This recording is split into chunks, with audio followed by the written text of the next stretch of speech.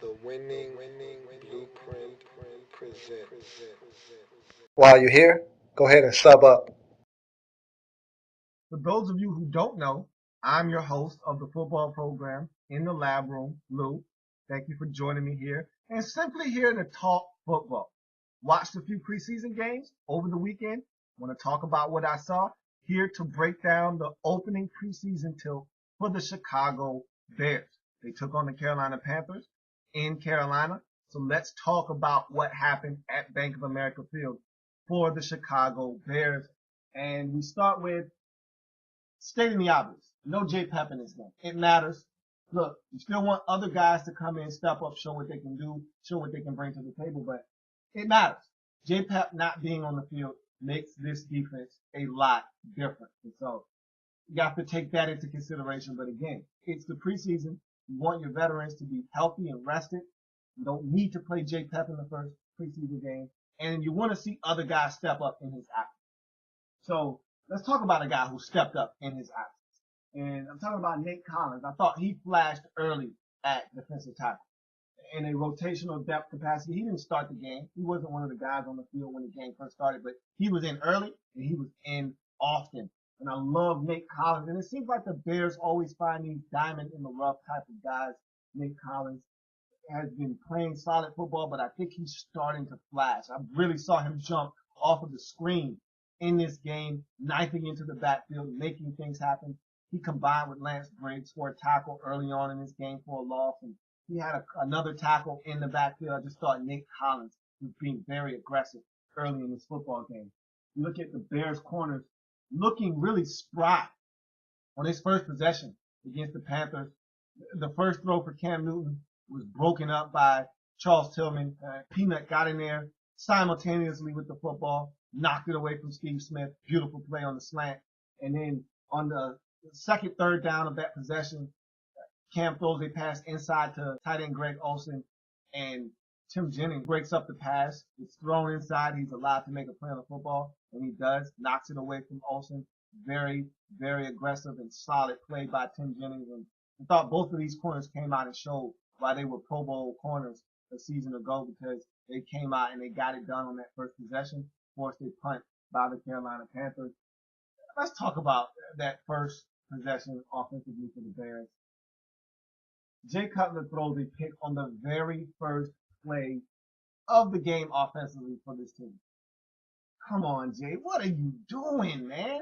Come on. Now, in his defense, Alshon Jeffrey cannot quit. Does not matter if you don't like the throw. Doesn't matter if Jay led you too far and you're going to get hit. You cannot quit on the route. It's a slant. You got to go all the way through. You got to win. You got to beat that cornerback. You got to get in front of him no matter what. Even if you got to play defense and back the ball down, do it. Do not quit on the route. I'm pretty sure the offensive coordinator and your head coach, Mark Tresman, will get on Alshon Jeffrey about not finishing that route. You got to fight for that football. He did not. He stopped. It was an easy pick for the defender, Josh Norman, on that play. Can't happen. Now, Jay Cutler has to make a better decision or a better throw or both. But you can't stop on that route if you're Alshon Jeffrey. Both of them are to blame for that pick. You move on, but these are things that you want to work out in preseason. First preseason game, got to work out the kinks.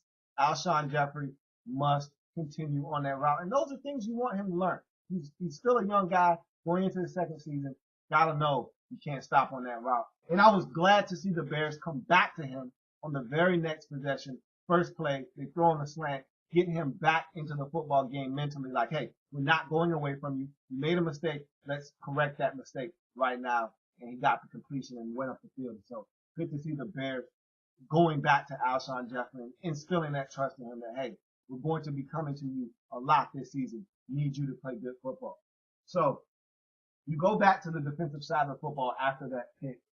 And I thought Kasim Green really made an excellent play. This is one of your rookies. This was your second round pick, if I'm not mistaken, out of Rutgers. If not your third round pick out of Rutgers. Either way, this guy is a fabulous pickup. And I think he's going to be starting not too far here in the future, because I tell you what, you've got some veteran linebackers. You've got DJ Williams. You've got James Anderson out there. But these young guys, they both flashed. And I thought Kasim Green did his job on the goal line on second down and goal from the 1 by getting in there and tackling Daniel Williams for a 3-yard loss and really setting up the Panthers in third and goal from the 4 in a position where you think, hey, maybe we can get a stop and force these guys to keep the field goal. It didn't happen. Ultimately, they get the touchdown on the next play. But Kasim Green flashed, and I like what I see from this guy, very instinctive, aggressive linebacker. He's a tackling machine, and I think he's going to be started sometime in the near future. You look at this offensive line, I was a little disappointed. And again, first preseason game, guys have to gel together. But this is a revamped, reworked offensive line, one that you must get production out of if you're going to be a better offense than you were a season ago. And yes, you did not have Brandon Marshall. That does, just like J. Pep not playing, it does make a difference. Again, guys must step up. That has nothing to do with the offensive line. And I thought that it was a question mark still in my mind. I looked at this offensive line and I was not very thrilled with what I saw. I thought the Panthers got constant pressure on Jay Cutler. He was flushed out of the pocket on several occasions. Thought he was never really comfortable in the pocket. And then they had a meeting at the quarterback on one particular play where they had 3 Panthers at Cutler as they sacked him to the ground. And look, I thought Jamon Bushrod was beat a couple of times, and Hardy was giving him fits. And look, that's one of the better defensive ends in the league. And so, look, you're going to have problems when you face premier pass rushers. But the thing about great offensive tackle, and I don't know if Jamon Bushrod is that. I think a lot of people question whether he was worth the money he got from you guys in the first place. But look, forget about all that. When you face top-notch talent at the offensive tackle, mainly left tackle position, you got to hold it down. And I thought Bushrod was beaten on several occasions by Greg Hardy. Inside, beaten outside as well. So he's a guy that has to step up. You paid him to be the anchor of this line at the left tackle position. He needs to step up.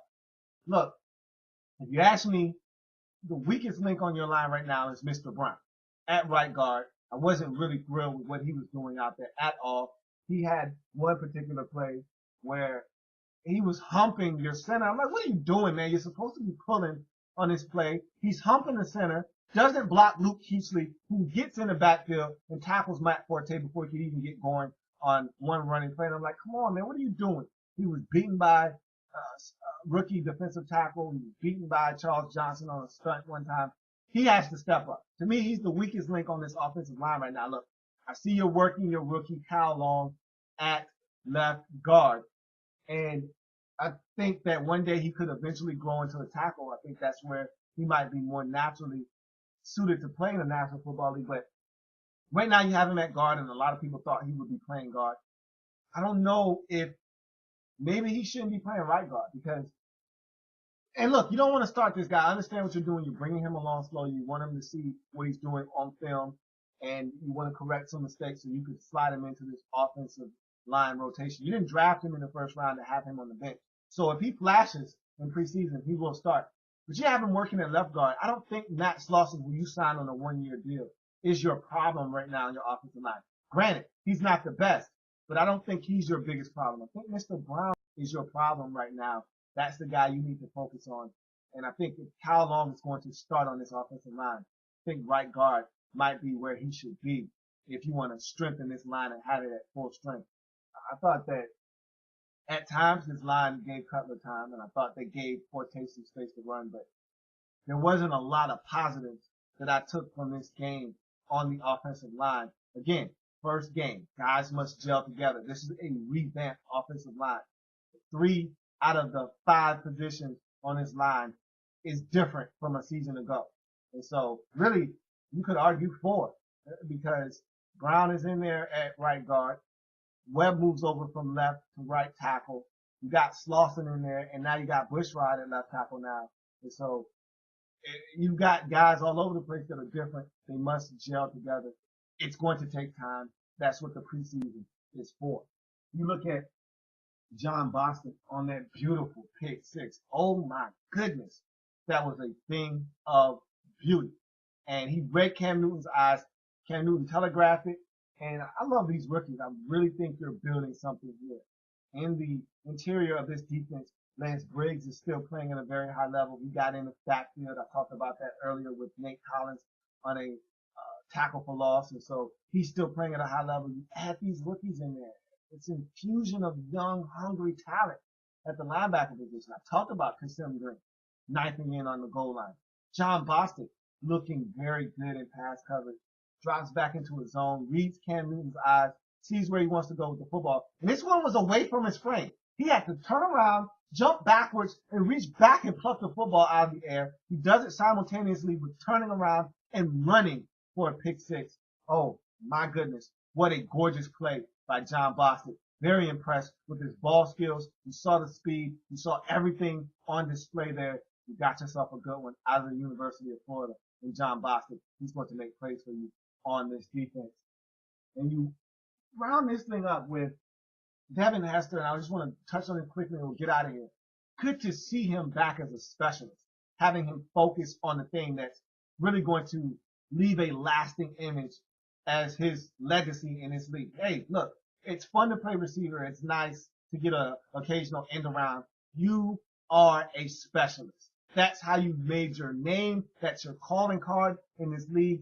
Good to see him focusing back on special teams. Thought that was one of the best things Mark Tresman did in this offseason. And he's going to pop one. If you watched him on that kick return, and yeah, it was deep. It was about 6 or 7 yards deep. He brought it out anyway, and I think they've given him the green light like, hey, if everybody's on the same page, just go. And even though he didn't get back to the 20, he broke through that first wave, and you thought, man, he makes a guy miss. He made a guy miss. But there was a lot of Panthers there. He's going to do some things. I like the way he looks really spry. He looks fresh. And he's going to pop 1 or 2 this year for sure.